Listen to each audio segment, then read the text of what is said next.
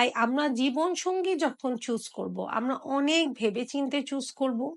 এবং আমরা যখন জীবন সঙ্গী চুজ করে ফেলবো আমাদের স্ত্রীদের সাথে, আমি আমার মুসলিম ভাইদের উদ্দেশ্যে বলছি যে আমরা আমাদের স্ত্রীদের সাথে ভালো আচরণ করব। কারণ আমরা যদি খারাপ আচরণ করি, আল্লাহ সুবহানাহু ওয়া তাআলা যে ক্ষমতা স্বামীদেরকে দিয়েছেন, এই স্বামীরা যদি নিজেদের ক্ষমতা খারাপভাবে ইউজ করে, খারাপভাবে ব্যবহার করে, স্ত্রীর উপর অত্যাচার করে, তাহলে কিন্তু আল্লাহ সুবহানাহু ওয়া তাআলা তাদের জন্য কঠোর শাস্তি রাখবেন।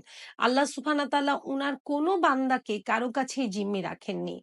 শুধু আমরা জিম্মি আল্লাহর কাছে। শুধু আমরা মাথা নত করব এবং সবকিছু মেনে নিব আল্লাহ সুবহানাহু ওয়া তাআলার।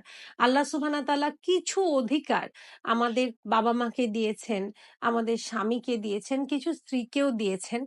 কিন্তু কোনো অধিকারের মাধ্যমে আল্লাহ সুবহানাহু ওয়া তাআলা নিজের কোনো বান্দার